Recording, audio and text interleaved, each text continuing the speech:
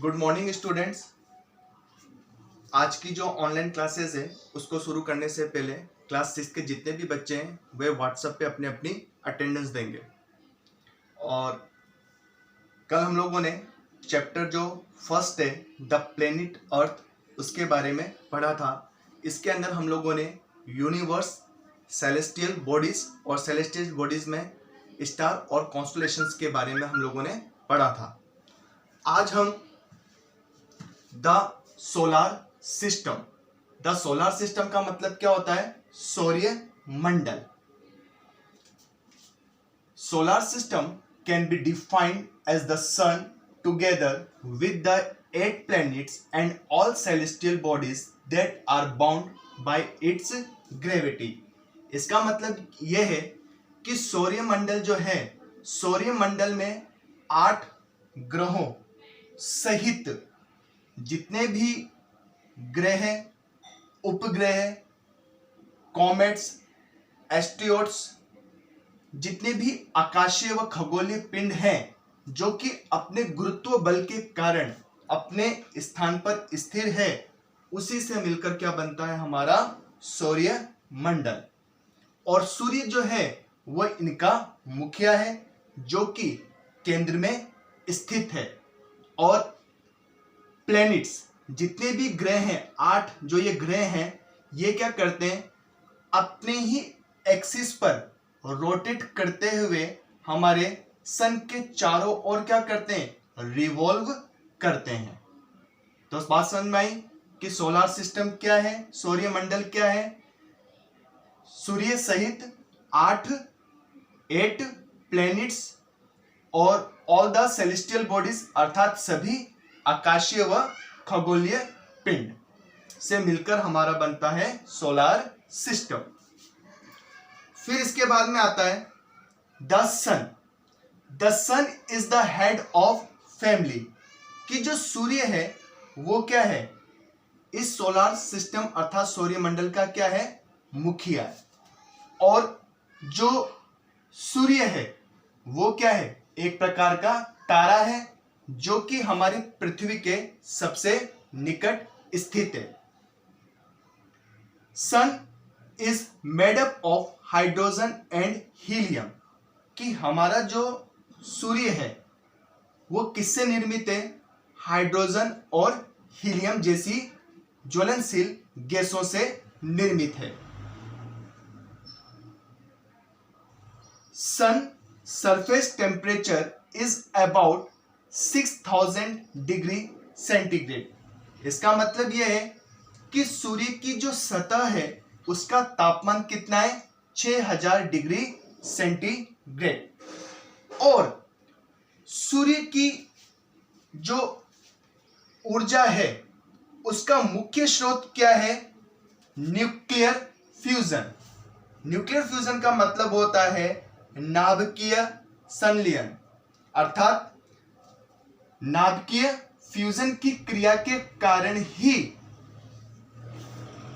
सूर्य में ऊर्जा उत्पन्न होती है। Distance of the sun from the earth. इसका मतलब यह है कि जो सूर्य और जो पृथ्वी की जो अनुमानित दूरी है वो कितनी है? 150 मिलियन किलोमीटर, जिसे हम हिंदी में बोल सकते हैं 15 करोड़ किलोमीटर।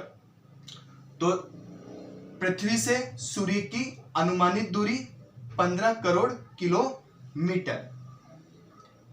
Light from the sun which travel at the speed.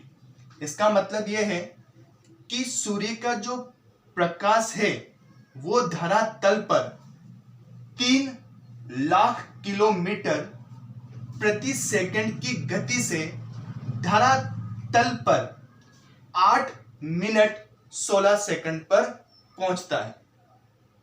तो सूर्य का जो प्रकाश है उसको धरातल पे पहुंचने में कितना समय लगता है? 8 मिनट का समय लगता है।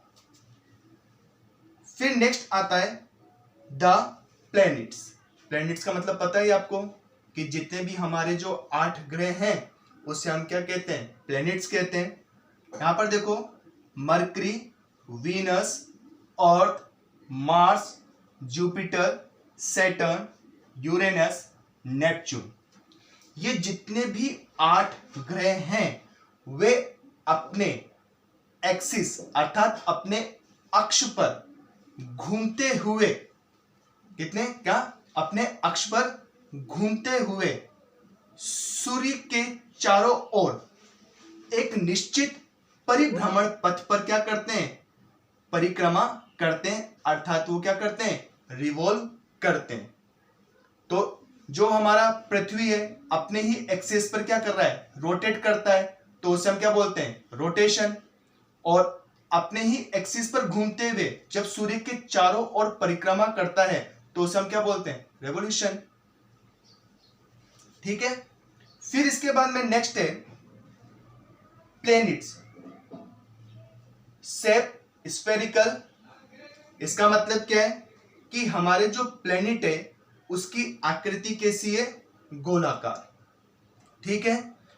और जितने भी प्लैनेट्स हैं उन सबका जो आकार है वो एक दूसरे से भिन्न है और उनका जो निर्माण प्रक्रिया है वो भी क्या है, भिन्न है। और planets do not have their on light, कि जितने भी 8 ग्रह हैं उनका स्वयं का कोई प्रकाश नहीं होता है, ये सूर्य से प्रकाश लेते हैं। फिर इसके बाद में द प्लैनेट्स के अंदर ही मैं आप लोगों को थोड़ा सा कुछ यहां पे समझाना चाहता हूं।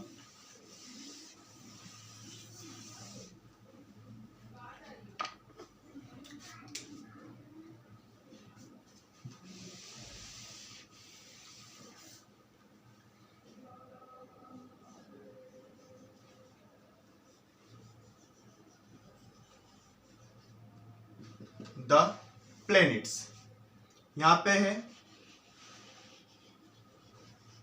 मरकरी, वीनस,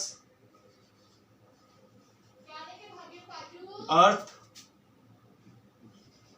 मार्स, और यहां पर है जुपिटर,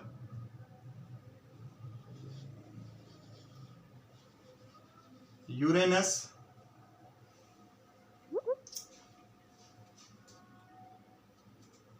इससे पहले सैटर्न,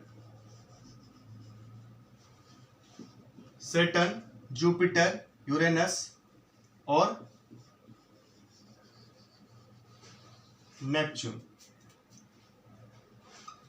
आपके मरकरी, वीनस, अर्थ और मार्स, इसे हम बोलते हैं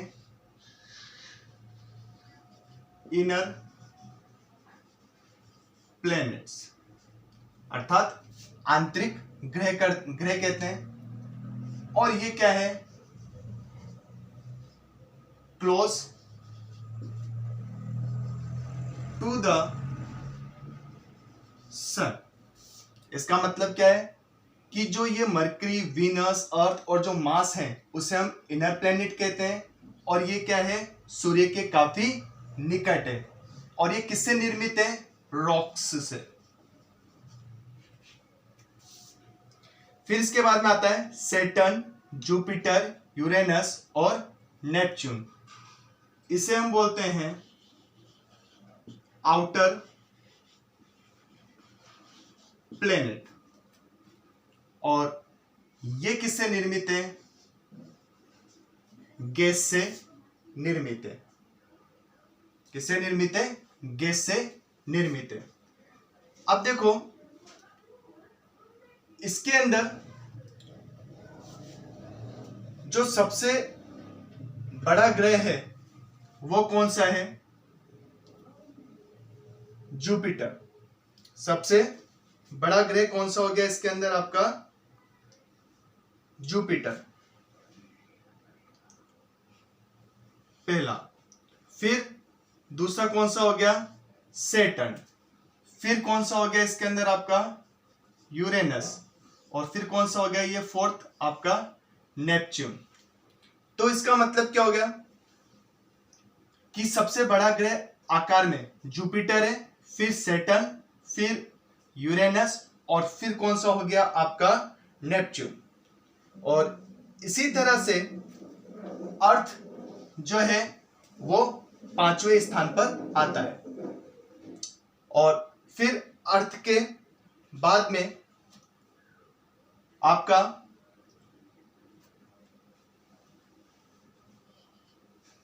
वीनस और फिर इसके बाद में मार्स और फिर इसके बाद में मरकरी।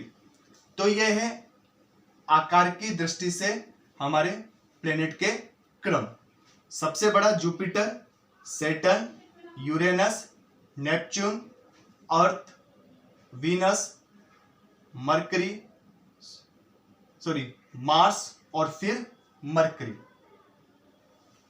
बात समझ में आई सब लोगों को कि ये जो हमारे प्लैनेट्स हैं और इन प्लैनेट्स का जो क्रम है अर्थात बड़े से छोटे की ओर, कि सबसे बड़ा प्लैनेट कौन सा है और सबसे छोटा प्लैनेट कौन सा है और सबसे बड़ा प्लैनेट कौन सा है। तो आज की क्लास यहीं खत्म करते हैं और फिर नेक्स्ट क्लासेस में हम लोग सैटेलाइट्स, एस्ट्रोइड्स, कॉमेट्स बाकी के बारे में हम लोग पढ़ेंगे। Okay, have a nice day.